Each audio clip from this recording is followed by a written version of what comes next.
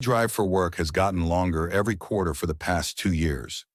I cannot point to the week it stopped being a route I could finish in one day, only to the realization, sometime last spring, that I had begun leaving the office before 5 in the morning and returning after dark, and that the assignment sheet I picked up on Mondays had become a thing I no longer read at the office, because the number at the top of it always disappointed me by the time I reached the parking lot. There are, as of this past Monday, 411 properties on my road. When I started at Beale Winterborn Property Services, there were 187. The county we serve has not grown in that time.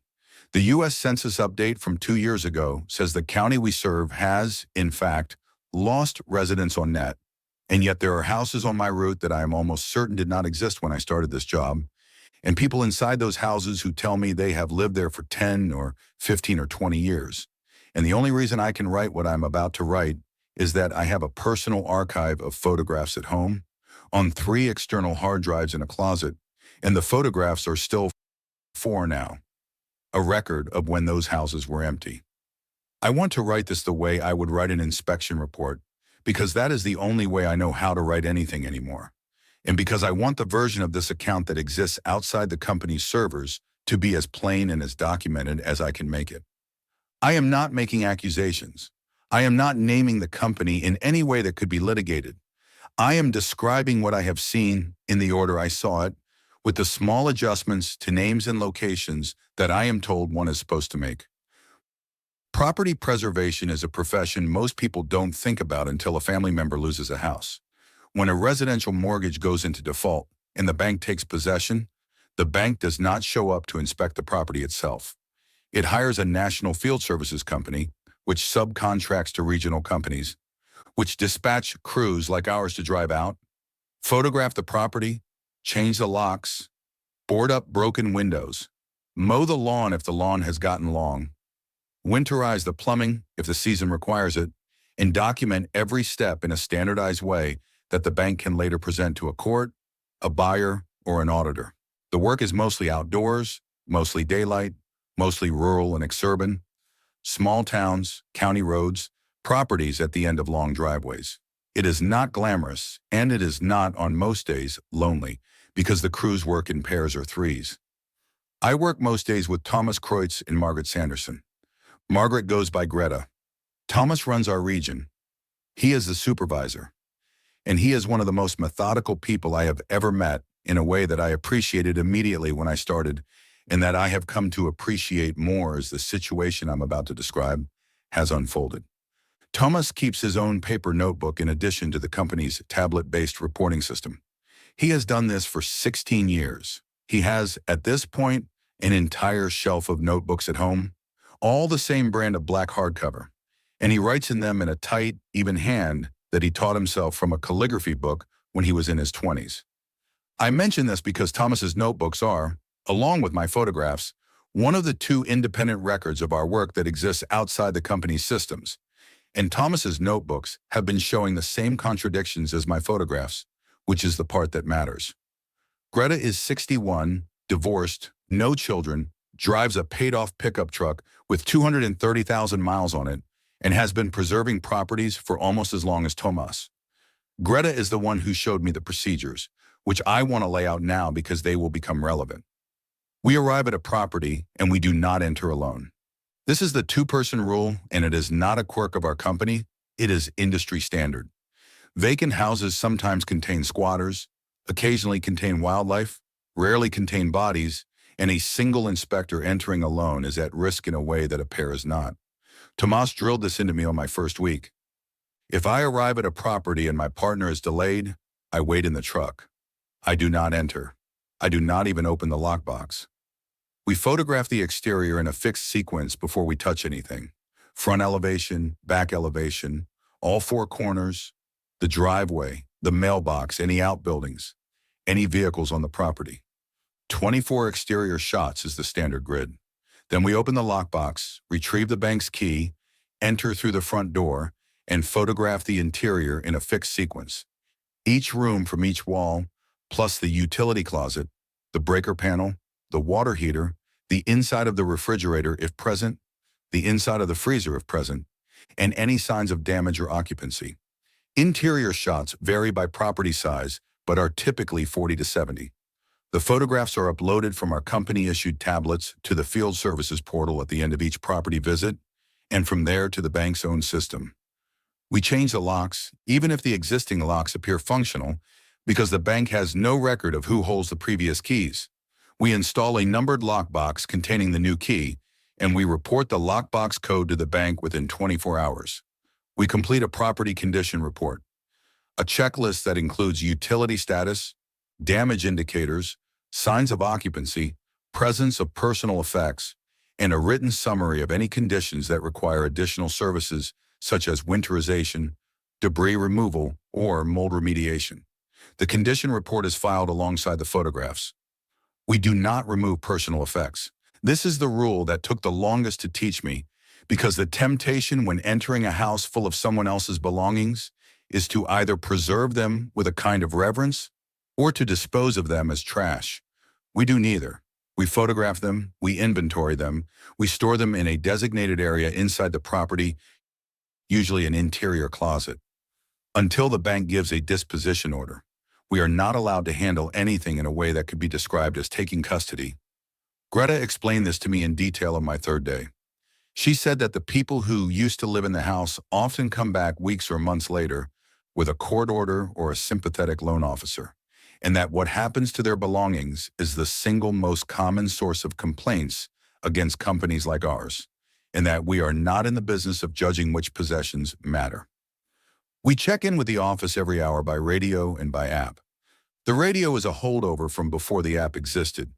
Tomas insists on it because cell service in our county is unreliable, and the radios reach the central office's repeater on a clean frequency from anywhere on our route. The check-in is short. Location, status, time. The dispatcher logs it. If we miss a check-in by more than 10 minutes, the dispatcher tries us. And if we don't respond, the company sends another crew. This has happened 3 times in my employment. Twice it was dead batteries. Once it was Thomas falling asleep in his truck after a long week, which we all gave him grief about for months. We confirm our route at the end of each day. The dispatcher reads back the properties we visited. We confirm the list against our completed reports. Any discrepancies are flagged. This is supposed to take less than 2 minutes per crew. It used to. Those are the procedures. They are reasonable. They are the same procedures used by every property preservation company I have read about in industry materials. They are not the procedures that have changed. What has changed is the route and the photographs and the houses themselves. And what I am writing here is an attempt to describe that change in the order I noticed it, without adding to it from what I have come to suspect since. The first thing I noticed was the photographs. In late autumn of my second year, almost exactly 2 years ago, I was preparing a quarterly portfolio for an internal audit. The audit was routine. Each inspector compiled a representative sample of their inspection reports for the quarter, with photographs, and the regional office reviewed them for compliance. I was at my kitchen table on a Sunday afternoon, working through the sample, and I came to a property at 1147 Quarry Bend Road. I had photographed it the previous Wednesday. The exterior shots were unremarkable. A small, mid-century ranch on a half-acre lot, vinyl siding, attached carport, no vehicles. The interior shots were unremarkable. Empty kitchen, empty bedrooms, empty living room, a water heater in the utility closet, a breaker panel in the kitchen. In the photograph of the living room, taken from the wall opposite the front window, there was a couch. I want to describe this couch precisely. It was a brown 3-seat sofa, somewhat sagging in the cushions, with a small crocheted blanket folded over the back. It was positioned along the wall under the front window. It had a coffee table in front of it, a low rectangular table with a pair of magazines on top. I had photographed an empty living room. I had stood in that room and I had photographed an empty living room. I remember the room being empty because I had thought, while photographing it, that the carpet had a strange faded rectangle in the middle that suggested a coffee table had once stood there. I sat at my kitchen table for about an hour with the photograph open on my laptop, zooming in. The couch was in focus. The shadows fell correctly for the time of day. I had been there. The reflection in the front window was consistent with the angle. The blanket on the back of the couch had an off-white color and a stitch pattern I could see clearly. The magazines on the coffee table were a hunting magazine and a circular for a regional grocery chain that I recognized. I called Tomas. Tomas does not love receiving work calls on a Sunday, but he is not the kind of supervisor who will refuse to take one. I described the photograph. He asked me to send it to him. I sent it. He called me back 20 minutes later. Thomas said, "Jay, that's the shot from 1147 Quarry Bend?" I said it was. He said, "I have my notes from Wednesday. You did 1147 Quarry Bend at 11:15 in the morning. I was outside doing the carport shots. We had it down as fully vacant, no personal effects. The condition report says no furniture present." I said, "That's right." He said, "That photograph has a couch in it."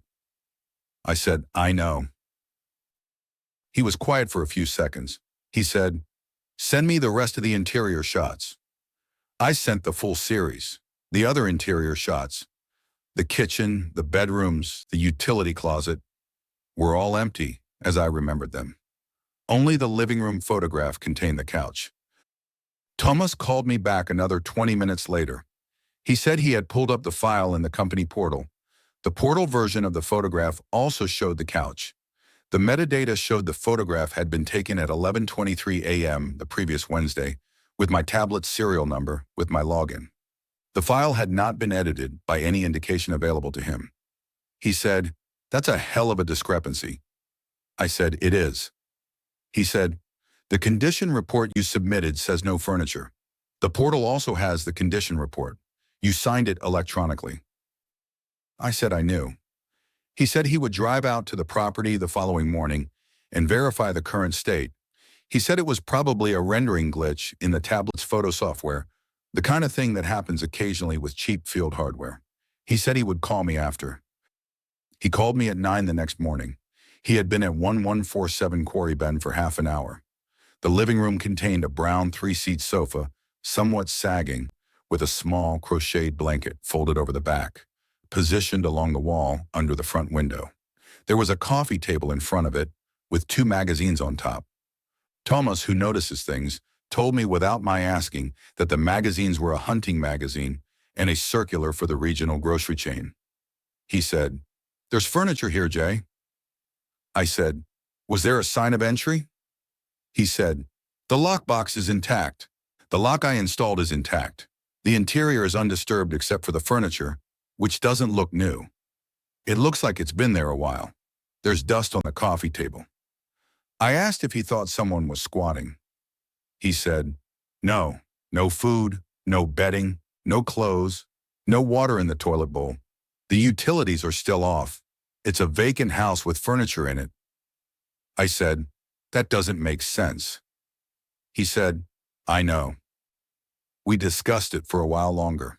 We agreed that the most likely explanation was that someone, possibly a relative of the previous owner, possibly a neighbor, had stored furniture in the house knowing it was vacant, and that this had happened either before our initial inspection, in which case we had both somehow missed it, which seemed unlikely, or after our initial inspection, in which case they had either been let in by someone with a key, or had a key from before, or had picked the lock without leaving a mark. We agreed that the photograph showing the couch on the day of the inspection was almost certainly a rendering artifact. Thomas would file an incident report. He would change the lock again, just to be safe. He would inventory the furniture and store it in the back bedroom according to procedure. He did all of these things. 2 weeks later, on the next quarterly visit to 1147 Quarry Bend, the furniture was still there, in the back bedroom where Tomas had stored it. There was no sign of additional entry. The lockbox was intact. The new lock was intact. We marked the property as preservation stable and continued. I want to be clear that at this point I did not think anything was wrong. I thought a single photograph had glitched, and a single house had a furniture mystery, and I had filed both away in the part of my mind that is reserved for the small, irrational events of working life. I would not have remembered 1147 Quarry Bend at all if it had not become the first of many. The second thing I noticed in February of the same fiscal year was that a neighbor at a different property, 28 Sumac Trail, knew my name. We had not been to 28 Sumac Trail before. It was a new assignment, dispatched the previous Friday, and that morning was our intake visit. The property was a two-story farmhouse on a wooded lot at the end of an unpaved road. The nearest neighbor was a man named Carl Peterson, who lived about 100 yards down the road in a small log home. Carl was outside chopping wood when we pulled up. He raised a hand. He walked over. Carl said, "Jay, you're back early." I said, "I'm sorry." Carl said, "Last month you said you'd be by in the spring. It's only February." I said, "Carl, I haven't been here before." Carl looked at me the way someone looks at a person who is about to tell a joke they've heard already. He said, "You were here in January. You and a tall fellow. You did the photographs. You told me the bank was still figuring out the next steps. You said you'd be back in the spring." Greta was with me that day, not Tomas. Greta is a foot shorter than Thomas. I said, "Carl, I've been with Greta all winter. The other person on my crew is shorter than Thomas. Are you sure it was me?" He said, "Yeah, younger woman, dark hair, the green company truck. The fellow with you was tall, dark hair, kind of a beard." I said, "That sounds like Tomas, but Thomas hasn't been to this property." Carl said, "Well, I don't know what to tell you. It was you." I checked the assignment history with the dispatcher when we got back to the office. 28 Sumac Trail had been first assigned to our company the previous Friday. There was no January assignment. There was no record of any previous visit. I told Tomas. Thomas asked the dispatcher to check whether any other crew had been at 28 Sumac Trail in January, perhaps misfiled. The dispatcher checked. No. We drove out to talk to Carl Peterson the following day. Carl was friendly and bewildered and stood by his account in detail. He described the green truck. He described me accurately, including the company logo on my jacket. He described Tomas, including the dark beard. He said we had been there on a Tuesday, mid-morning, in January. He thought it had been the second week. He said he had been clearing snow when we arrived and that I had complimented his snowblower. I had not been there. I have never owned a coat with the sleeve detail he described, which I am almost certain about because I have only owned 3 coats since I started at Bill Winterborn, and I keep good track of my clothes. I had also not been on duty the second week of January, which I knew without checking because that had been the week of my brother's wedding, and I had taken 5 days off. Tomas asked Carl whether he could be mistaken about which company it had been. Carl said, "There's only one outfit drives those green trucks around here," which was true. We left. Thomas and I sat in the truck in Carl's driveway for a few minutes before driving away. Tomas said, "Carl's a good guy. He's not lying." I said, "I know he's not lying." Thomas said, "So either he's wrong about who or when or—" He didn't finish the sentence. I didn't either. The condition report from 28 Sumac Trail had no anomalies. The exterior photographs were standard. The interior photographs showed a house that had been recently lived in, furniture, kitchen items, a child's bedroom. The personal effects exceeded our usual storage protocols, and we logged them for a disposition order from the bank. The bank's records, which we accessed that afternoon, confirmed the property had been foreclosed on the previous October, and that the previous owners, a family of 4, had vacated by the end of November. 6 weeks later, we drove past 28 Sumac Trail on our way to a different property and saw 2 cars in the driveway. The lights were on inside. There was smoke from the chimney. We stopped. We checked our records. The property was still listed as bank-owned and vacant in our system. We knocked. A woman answered the door. She was in her late 30s, dark hair, friendly. She said her name was Helen. She said her family had owned the property for 12 years. Tomas said, "Ma'am, this property is listed as foreclosed. We're field inspectors with the bank's preservation contractor." Helen said, "I think there's been a mistake. We've never had any trouble with the mortgage. Let me get my husband." Her husband came to the door. His name was, he said, Andrew. He was tall, dark-haired, with a well-trimmed beard. He said the family had lived at 28 Sumac Trail since the children were small. He showed us a recent property tax bill from the county, in his name paid current. He showed us a mortgage statement from a different bank, not the bank that had ostensibly foreclosed. Also current, also in his name. He invited us in to discuss it. We declined, politely, said there had likely been a clerical error and left. We called the dispatcher from the truck. The dispatcher called the bank. The bank called us back within an hour. The bank confirmed that 28 Sumac Trail was, in fact, a fully tenant-occupied property with a mortgage in good standing held by a different bank. The bank apologized for the clerical error. They removed it from our route.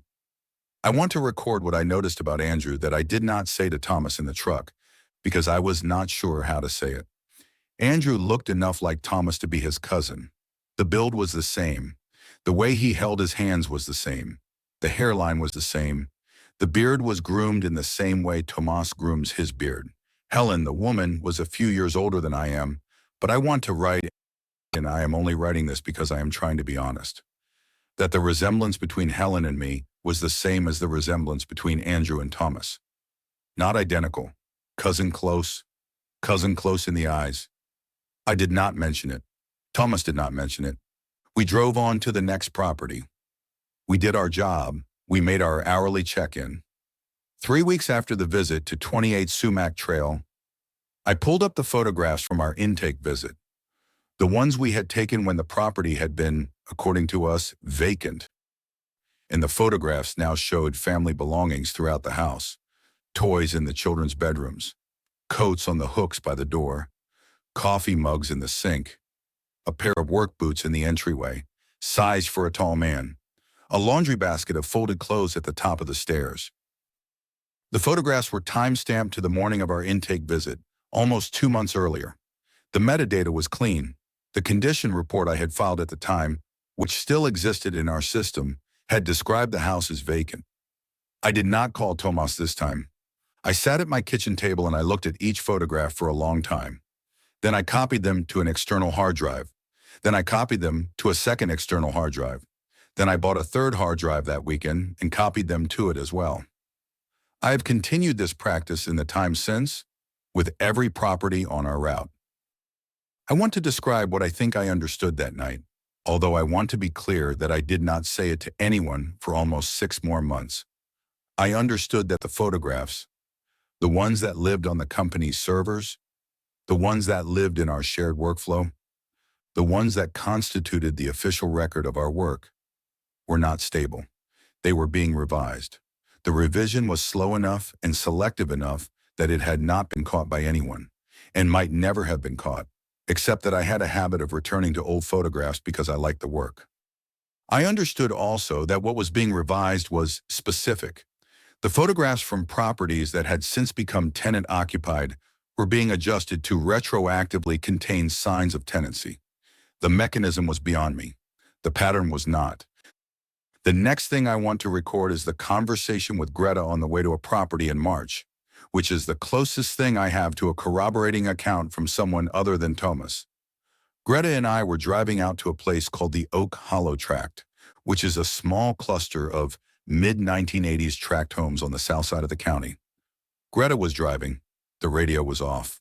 We had gone an hour without speaking, which is normal for us.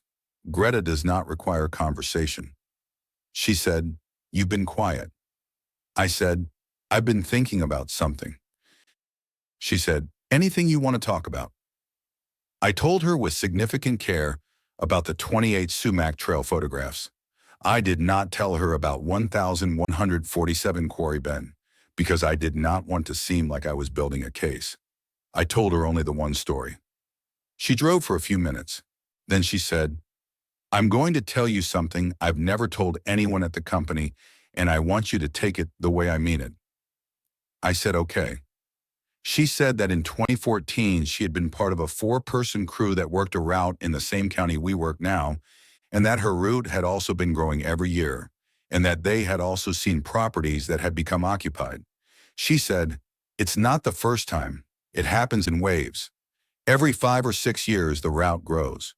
Every 5 or 6 years, the people I'm working with start to notice. Then it stops, and the people who noticed leave the company, and the route stays the size it grew to." I said, "Does anyone investigate it?" She said, Every wave, somebody tries. The bank says the records are clean. The county says the records are clean. The neighbors say the families have been there for years. There's nobody to complain to. I said, why don't you leave? She said, where would I go?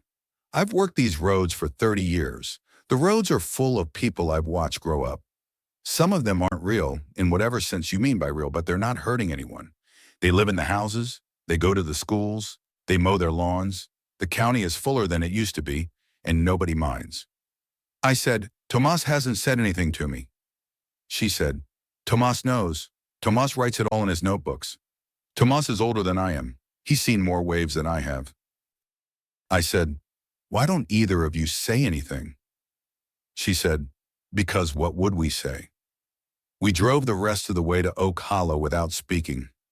We did the property. We made our hourly check-in. We came back. The summer was the worst of it. And I want to describe the summer because the summer is when I stopped being able to tell myself that what I was seeing was a glitch in the photographs. In June, we were assigned a property called the Lassiter Farmhouse, which was a 2-story 1920s farmhouse on a 30-acre parcel of pasture. The farmhouse had been vacant since the previous owner, an elderly man named Ed Lassiter, had died in a hospital the previous winter. There were no living relatives. The bank had taken possession in March. We had been to the property twice already, in March and in May, and both times it had been entirely vacant.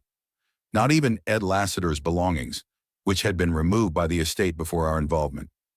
In June, we drove up the long driveway, and there was a car in the yard, a station wagon. The lights were on inside the house.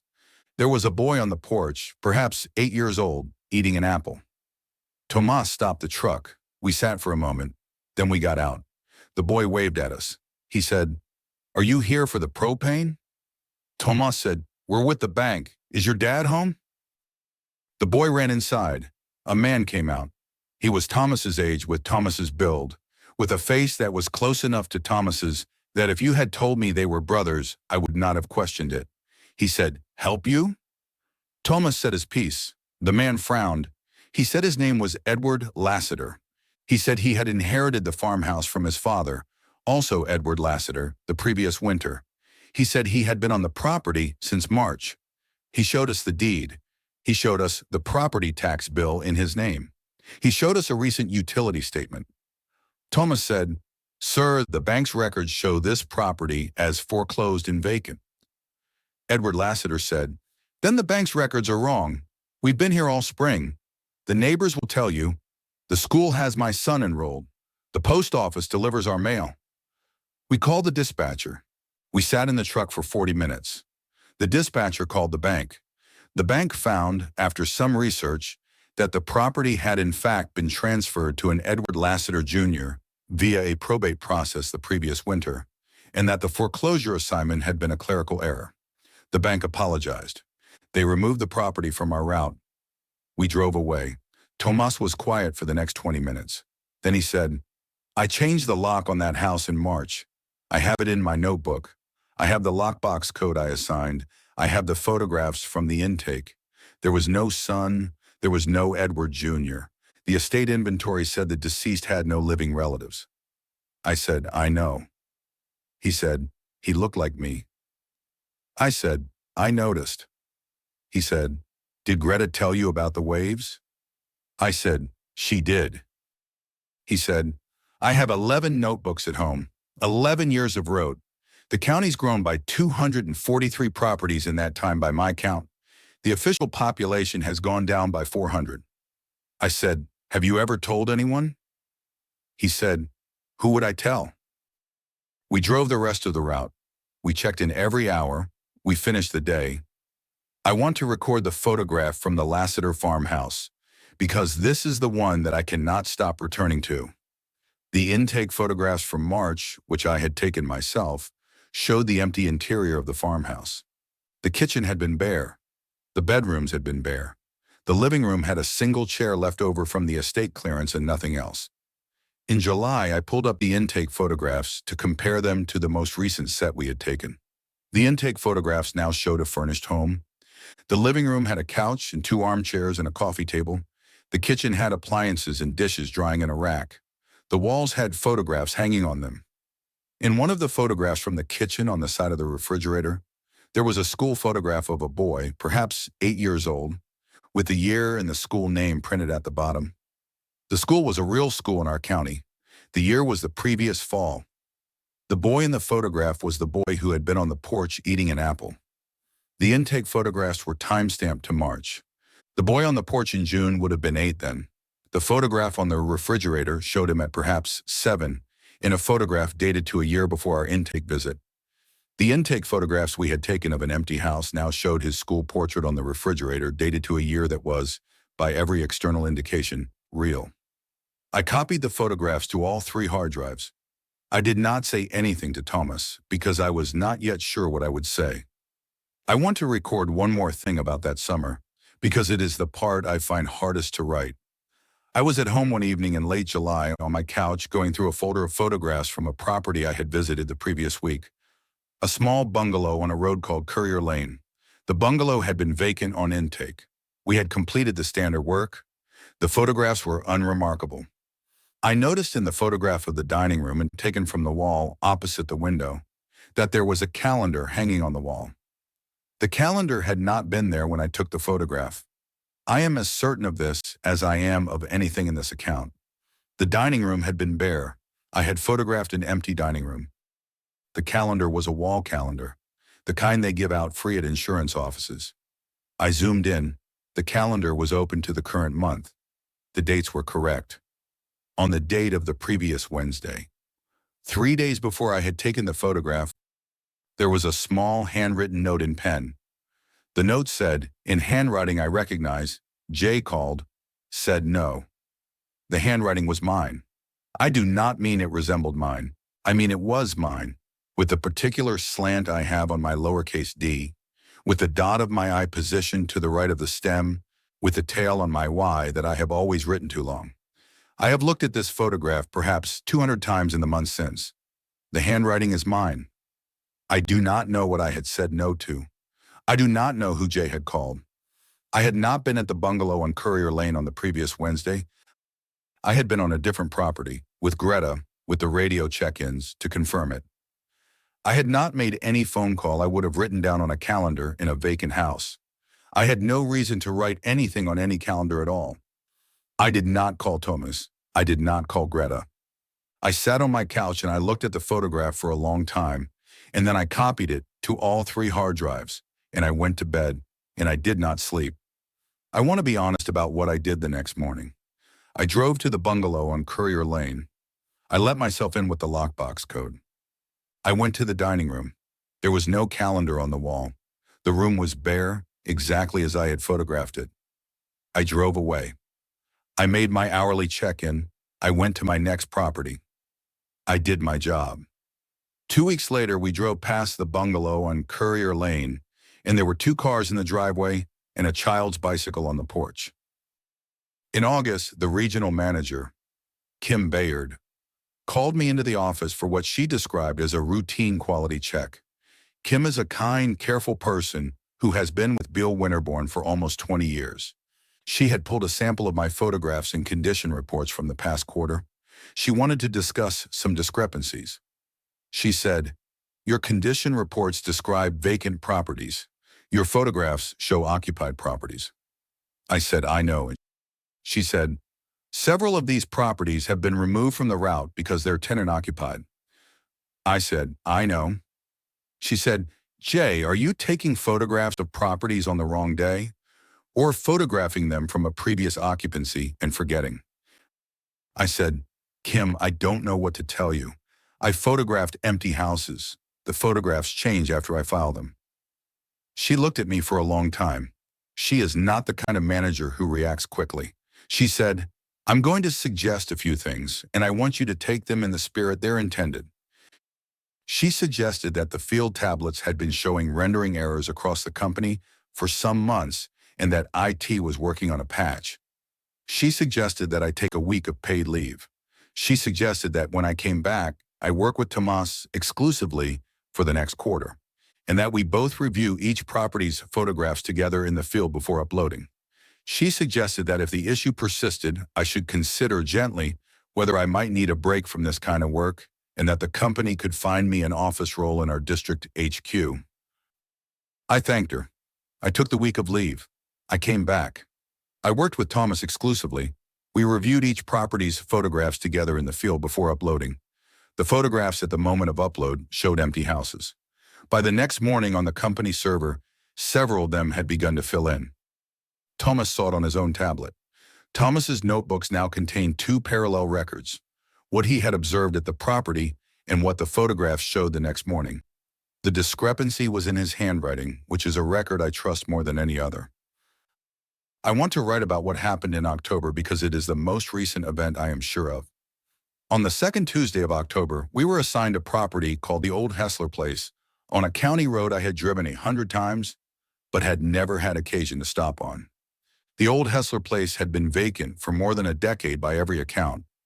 The original owners had moved into assisted living, the property had passed through several lien holders, and our current bank had inherited it via a portfolio purchase the previous month. We drove up the long gravel driveway. The house was a small one-story bungalow with a wraparound porch. There was a woman on the porch in a rocking chair. She stood up when we pulled in. She was perhaps 55 with my build, with my hair color, with my features arranged in a way that I want to describe as 20 years older than mine and softened by years from me. She said before we had stepped out of the truck, "Jay, you came back." Thomas got out of the truck slowly. He looked at me. I got out of the truck. I walked up to the porch. The woman opened her arms a little, the way an aunt might, the way a person greets a niece they have not seen in a long time, but have always expected.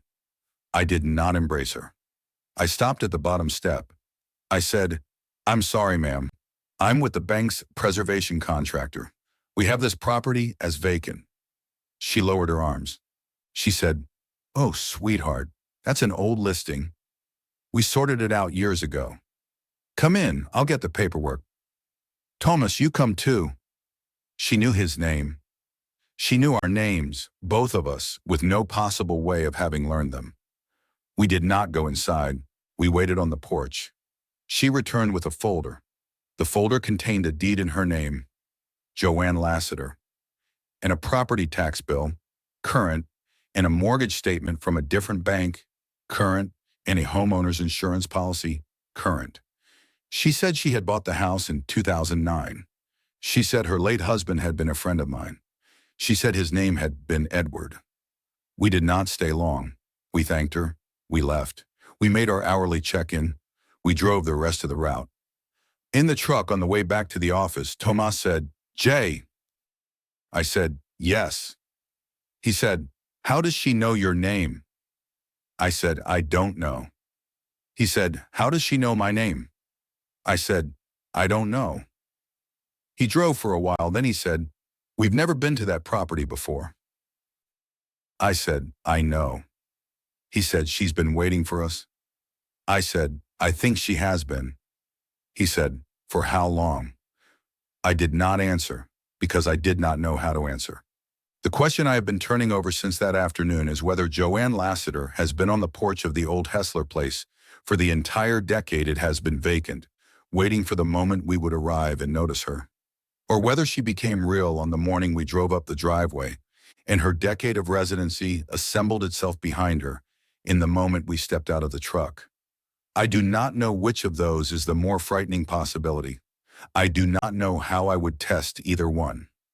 I am writing this in November, on a Thursday evening, at my kitchen table, with the 3 hard drives stacked beside my laptop. The road on Monday had 411 properties. By the end of December, I expect there will be more. I do not know how many more. I have stopped trying to project forward.